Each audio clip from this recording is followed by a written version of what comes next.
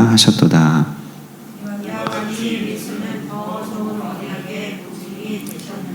아멘. 네.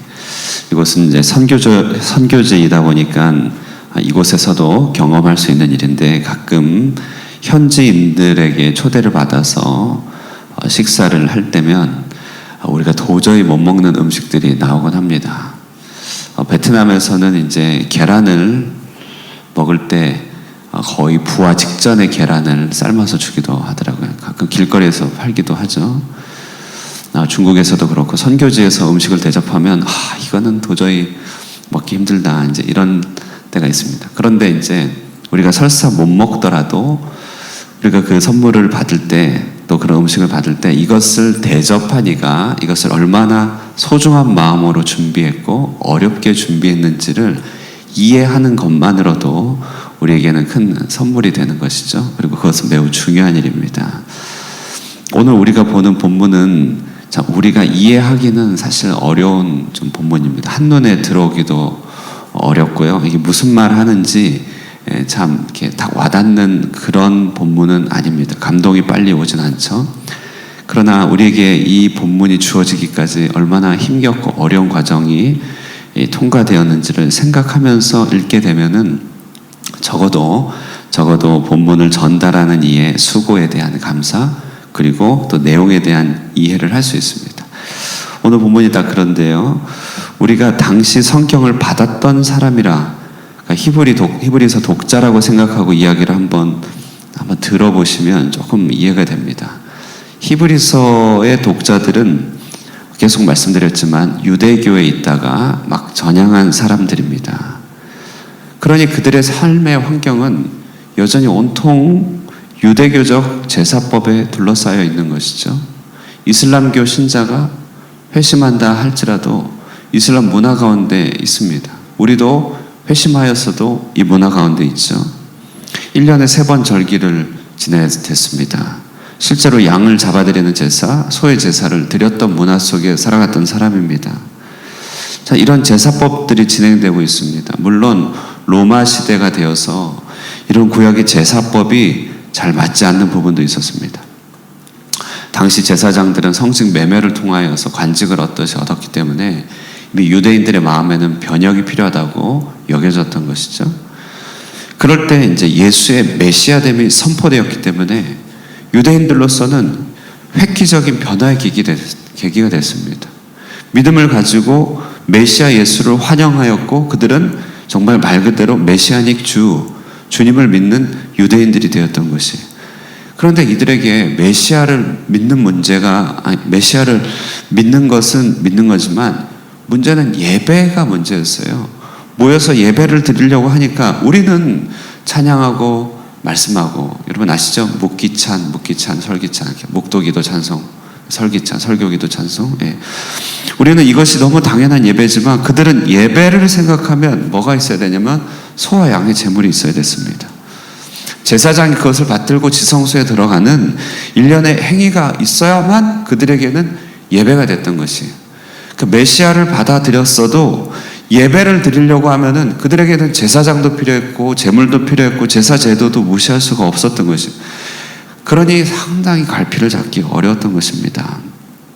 그들은 예루살렘에 있는 저 성전과 제사 제도를 어떻게 무시할 수가 없었던 것이죠. 혼동이 있었습니다. 신앙은 있었지만 예배만큼은 유대교로 자꾸만 돌아가는 이때 히브리서 저자가 아주 놀랍고 굉장히 탁월한 방식으로, 그래서 이 성경이 마치 논문 한 편과 같습니다. 논문 보면 인용구, 각주 이렇게 달아와서 논문을 쓰듯이 굉장히 이제 까다롭고 복잡한 논증을 거치고 있는데요. 히브리서 저자가 어디에서 나왔는지 이름도 알 수 없고 출처도 알 수 없습니다. 꼭 멜기세덱과 같은 존재로 딱 나타나가지고 그게 아니야. 제사장도 제물도 아니야. 예루살렘에 있는 그것은 모두 비유일 뿐이야 라고 하면서 우리에게 더 좋은 제물이 있어. 더 좋은 제사장이 있어. 바로 메시아 되신 그리스도, 그분이 제사장이잖아 라고 하면서 사람들의 시각을 깨워주는 역할을 하고 있는 것이에요. 자, 오늘 이것을 히브리서 저자가 아주 촘촘하게 설명하기 위해서 끌고 온 본문이 시편 110편입니다. 이거 좀 찾아보셔야겠습니다. 시편 110편, 신약 구약 성경인데요. 구약 성경 시편 110편 말씀 한번 보겠습니다. 885페이지 정도 있겠네요. 시편 110편 1절에서 4절만 한번 읽어보겠습니다. 시편 110편 1절에서 4절 교독할게요. 여호와께서 내 주에게 말씀하시기를 내가 내 원수들로 내 발판이 되게 하기까지 너는 내 오른쪽에 앉아 있으라 하셨도다. 여호와께서 시온에서부터 죄 권능의 그를 내보내시니 죄는 원수들 중에서 다스리소서. 주의 권능의 날에 주의 백성이 거룩한 옷을 입고 즐거이 헌신하니 새벽 이슬 같은 주의 청년들이 주께 나오는도다. 여호와는 맹세하고 변하지 아니하시리라. 이르시기를 너는 멜기세덱의 서열을 따라 영원한 제사장이라 하셨도다. 아멘. 자, 여러분 이거 무슨 내용인지 아시겠습니까? 이게 이제 예수님 부활의 때에 부활의 때 예수님이 하늘로 등극하시면서 있었던 일들에 대한 시편이죠. 근데 이게 구약에 있었던 시편입니다. 다윗이 쓴 시편이에요. 그러니까 구약의 모든 사람들이 알고 있는 시편입니다. 구약의 모든 사람들은 이 시편이 메시아에 대한 시편임을 알았어요. 메시아가 오시면 이런 일들이 있을 것이다라고 메시아에 대한 기대를 키워갔던 시편입니다. 그러니까 구약의 모든 사람들이 알았던 시편이에요. 바로 이 시편을 가지고 예수님도 자기의 직분을 설명했어요. 지금 히브리서 저자가 똑같이 얘기하는 것이에요. 이 110편을 들고 와서 이 메시아 시편의 예언을 잘 생각하면서 여기 보면 레위 계열을 따르는 제사장, 다시 말해 율법 조문에 따라 아론의 반차를 따라 아론의 서열을 따라 레위 지파의 제사장이 아니라 믿음의 시조 아브라함조차도 제사장으로 섬겼던 멜기세덱의 서열, 멜기세덱의 특징을 가진 제사장이 바로 메시아이다, 이 얘기를 하고 있는 것이. 시편 안에서 메시아는 왕이며 동시에 제사장이다, 이것을 110편이 말하고 있는 것이거든요. 그러니까 이 시편을 가지고 와서 히브리서 독자들에게 얘기하고 있는 것이 왕 대신 예수가 역시 제사장이다, 이게 구약에서부터 있었던 얘기 아니냐. 그러므로 제사장 메시아를 모시고 있는 우리가 옛 율법에 따라 옛날 제사법으로 돌아가고 묶여 방황하는 것이 얼마나 모순인가를 보여주고 있는 것이에요. 그것을 논증하는 것입니다. 그래서 오늘 본문을 하나씩 좀 뜯어서 몇 가지 코드로 다시금 재조합하면요, 이런 얘기예요. 민족의 조상 아브라함 때 있었던 하나님의 자기 맹세, 이게 이제 1절에서 10절까지입니다. 이 맹세, 그리고 멜기세덱의 직분의 뛰어남을 좀 설명하고 있어요. 그리고 시편 110편의 예언의 차원에서 이것이 성취된 것이 바로 오늘날 현실이다, 이것을 얘기하고 있는 것입니다. 1절에서 10절은 창세기 말씀에 따라 아브라함조차도 제사장으로 섬겼던 멜기세덱이라는 제사장 직분이 별도로 있었잖아. 아론 지파가 아니고 멜기세덱의 제사장, 별도의 제사장이 있었잖아. 하늘로부터 임한 것, 아브라함조차도 섬겼던 것. 그러므로 이 땅에서의 율법의 제사장직은 그것을 따라 하는 그림자에 불과한 것이잖아. 이것을 일단 얘기합니다. 그리고 11절부터 19절은 시편 110편의 이야기를 구체적으로 가져와서 진짜 멜기세덱의 계열을 따른 영원한 제사장, 하늘 성소로 오가는 그분이 바로 예수야, 이 얘기를 하는 것이에요. 그리고 20절에서 22절은 자, 이 멜기세덱이 제사장 된 것은 하나님의 자기 맹세로 된 거다. 이것도 우리한테 낯선 얘기인데요. 하나님에게서는 자기 자신보다 더 큰 보증인이 없기 때문에 하나님의 맹세라는 말은 가장 큰 권위를 가진 말이야. 그들에게는 좀 통용됐던 말입니다. 자, 논쟁의 내용이 결국 이런 것으로서 인간에게 율법이 주어졌지만, 그래서 율법에 따라 레위 지파에서 제사장직을 감당한 사람들이 나왔지만 율법이 인간을 온전하게 못했다. 혈통에 따른 제사장직은 인간의 문제 해결하지 못한다. 새로운 길이 필요했는데 육신에 속한 계명 한계가 너무 분명했기 때문에 그렇다. 이때 하나님께서 다윗의 입을 통해 예언한 바 110편에 시편 110편에 외치는 그 말, 다시 말해 영원한 제사장을 허락하시겠다고 맹세하신 그 맹세대로 예수 그리스도께서 생명의 능력을 가지시고 멜기세덱의 반차를 따라 영원한 제사장이 된 것이다. 오늘 본문이 이 얘기를 하고 있는 것입니다. 본문도 어렵고 제 설명도 어려운 것 같습니다. 그러나 정말 최대한 이해하려고 해보면서 설명드린 것입니다. 약간 좀 오늘 본문이 이해가 되십니까? 아브라함 때로 거슬러 올라가 영원한 제사장 직분이 먼저 서 있었다. 시편 110편에 따라서 너희가 아는 바와 같이 이 제사장 직분이 예언되었다. 근데 예언된 대로 그리스도가 이 직분을 받았다. 이것은 하나님의 맹세로 된 것이니 더 큰 권위가 없다. 그러므로 이 제사장을 가진 너희들은 옛날 제사법으로 돌아갈 필요가 없다. 거기에서 나오는 일을 두려워하거나 용기를 잃지 말고 계속하여 거기서 나와 경조해라. 이 얘기를 하고 있는 것입니다. 자, 그러므로 오늘 본문을 통하여 한 두 가지 교훈을 우리가 생각해 본다면 첫 번째, 우리는 엄청난 유산을 값없이 받은 자 되었다라고 하는 적용점입니다. 자, 우리는 제사장 되신 그리스도 당연한 이야기입니다. 제사법 없이 예배드린 것 너무 당연한 얘기입니다. 여기에 소잡고 양잡지 않습니다. 인간 제사장 없습니다. 너무나 당연한 이야기다 못해 우리는 예수님을 생각하지도 않고 그냥 우리 종교심으로 더듬어서 신을 찾기도 합니다. 그러나 여러분, 우리에게 주어진 이 예수님의 중보적 사역은 일단 예수님의 엄청난 희생의 결과물입니다. 엄청난 희생의 결과물이고, 두 번째, 이것을 이해하고 받아들이기까지 교회사에 엄청난 고뇌의 결과가 따른 일입니다. 핍박도 있었고 박해도 있었어요. 우리는 예수님이 물려준 유산, 교회사가 물려준 유산, 이것을 값없이 거저 받아 누리게 된 것이죠. 값없이 거저 받았다고 가치가 없는 것 아닙니다. 어느 아르바이트생을 고용하는 사장님이요, 아르바이트생의 어떠함을 파악하는 척도 중 하나는 이걸 합니다. 모두에게 편하고 부담 없이 잘 대해준다는 것이. 그러면 모두에게 편하게 잘 대해주면 좋은 일이잖아요. 그 사장이 대접을 받은 이 아르바이트생의 어떠함이 거기서 나타난다는 거예요. 어떻게 나타나냐면, 한 부류는 이 사장님이 잘해주는 것을 당연한 것으로 여긴다는 것이. 당연한 것을 여기서 사장을 쉽고 가볍게 생각하는 거예요.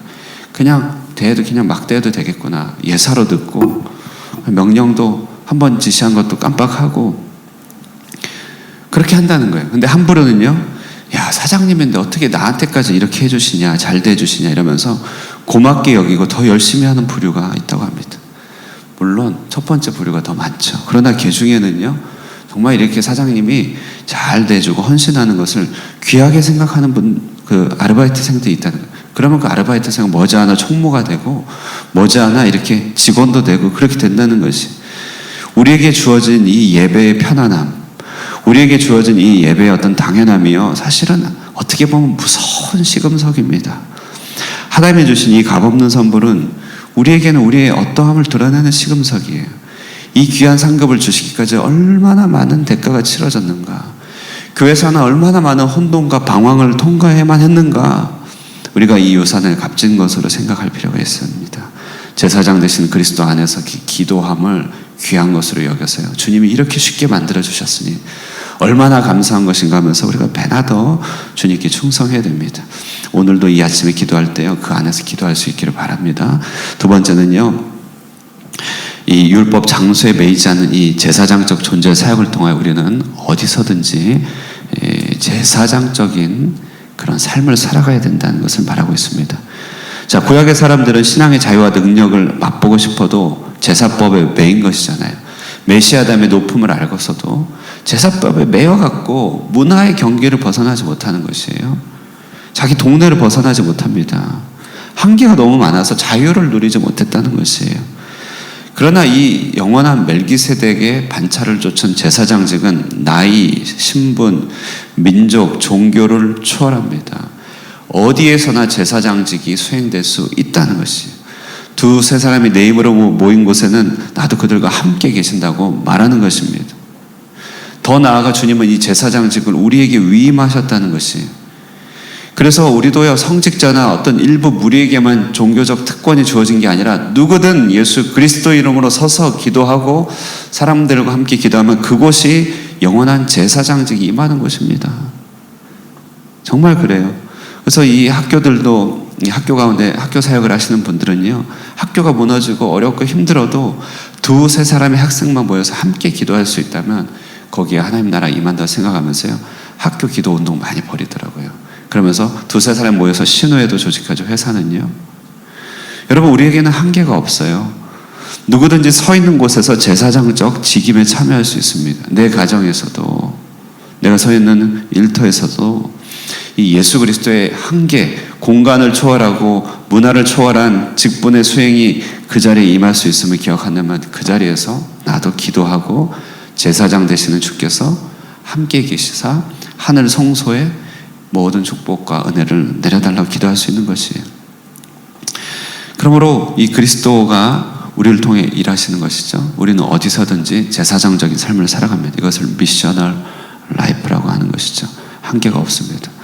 오늘은 이 영원한 자유로운 제사장직을 우리가 마음에 묵상하면서 서 있는 그곳이 바로 영원한 제사장이 제사를 드리는 곳이다 라는 생각으로 내 삶을 주님께 한번 올려드릴 수 있길 바랍니다. 그것이 성별된 하나님의 구원의 처소임을 기억할 수 있길 바랍니다.